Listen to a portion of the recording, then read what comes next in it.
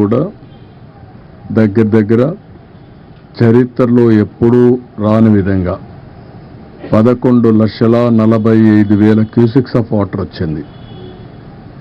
కృష్ణా నది డిజైన్ చేసింది ఈ యొక్క గేట్స్ అయితే ప్రకాశం బ్యారేజ్లో 11,90,000కు డిజైన్ చేశారు. ఫుల్ కెపాసిటీ 11,90,000 టేకప్ తీసుకుంటుంది.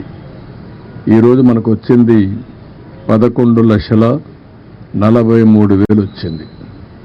ఇది historic record, first of it's kind. చరిత్రలో ప్రకాశం బ్యారేజ్ కట్టిన తర్వాత ఇంత పెద్ద ఎత్తున వరద రావడం అనేది మొదటిసారి. ఒకసారి 2009లో వచ్చింది, అప్పుడు వచ్చింది 10,90,000. ఈసారి 11,43,000 వచ్చే పరిస్థితి వచ్చింది. ఇది దానివల్ల కూడా మీరు ఒకసారి చూస్తే భవానీపురంలో ఏదైతే రోడ్డు క్రాస్ అయ్యి అక్కడి నుంచి స్వాతి థియేటర్ ఇవన్నీ కూడా ఆ ఏరియా సబ్మర్జ్ అయ్యే పరిస్థితి వచ్చింది. అదే సమయంలో ప్రికాషన్ తీసుకున్నటువంటి కృష్ణ లంకలో ఒక పక్క నేనున్నప్పుడు ఒక వాల్ కట్టాం.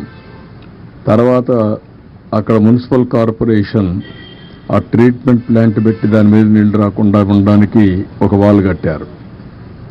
అప్పుడు మేము కట్టింది 18 అడుగులు కట్టాం, వాళ్ళు కట్టింది 14 అడుగులు కట్టారు.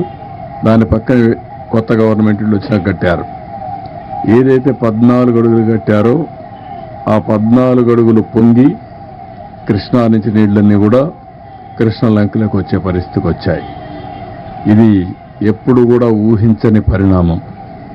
ఇంకొక పక్కన ఏదైతే ఈరోజు భవానీపురంలో స్వాతి థియేటర్ ద్వారా వచ్చే నీళ్లన్నీ మళ్ళీ ఆ నీళ్లను కూడా వ్యాంబే కాలనీకి ఇవన్నీ వచ్చేసి మొత్తం కలిసిపోయే పరిస్థితి వచ్చింది.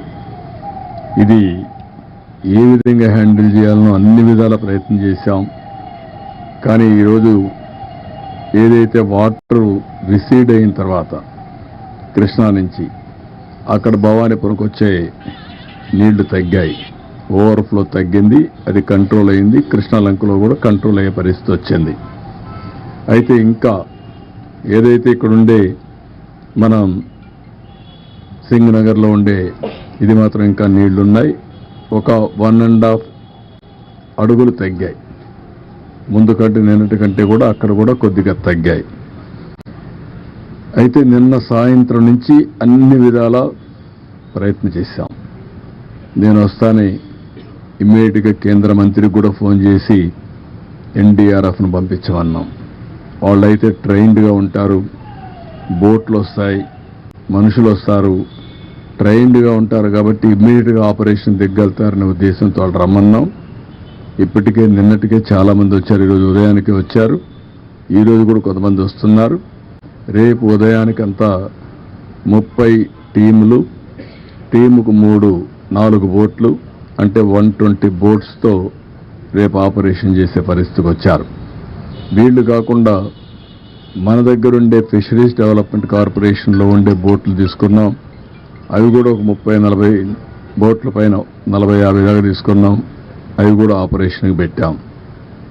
ఈరోజు ఇవన్నీ చేసి చాలా వరకు కొంతవరకు రీచ్ అయ్యాం. ఇంకా చివరి ప్రాంతాల్లో రీచ్ కాలేకపోయాం. నాకు కూడా చాలా బాధ ఉంది. ఎందుకంటే ఎన్ని ప్రయత్నాలు చేసినా, ఎంత పుష్ చేసినా, అధికార యంత్రాంగాన్ని ఎంత మేమందరం కలిసి వర్కౌట్ చేసినా లాస్ట్ మైల్లో మేము ఫుడ్ సప్లై చేయలేకపోయాం. దానికి కారణం వచ్చిందంతా కూడా బిగినింగ్లో ఉండే వాళ్ళల్లో ఎమోషన్ రావడం, వాళ్ళకు కూడా అవసరం రావడం, అక్కడి నుంచి ఎక్కడికక్కడ వాళ్ళు ఫైట్ చేసి తీసుకునే పరిస్థితి రావడం, లాస్ట్ మైల్కి రీచ్ కాలేకపోవడం. ఎవరు పోయినా బిగినింగ్లో ఈ పక్క చేసుకుంటూ ఇటే రావడం జరిగింది. దీనివల్ల చాలా ఒక బాధ, మానవత్వానికి చాలా బాధ వేసే పరిస్థితి వస్తుంది. ఓసారి నిస్సహాయత, ఇంకొకసారి బాధ. ఎందుకంటే చాలామంది ఈరోజు చూస్తే చాలా ప్యాథటిక్ స్టోరీస్. నేను సాయంత్రం మళ్ళీ వెళ్ళాను. నేను 6-7 సార్లే ఉంటాను. నేను సకల విధాల ప్రయత్నం చేస్తున్నా. ఎట్టి పరిస్థితుల్లో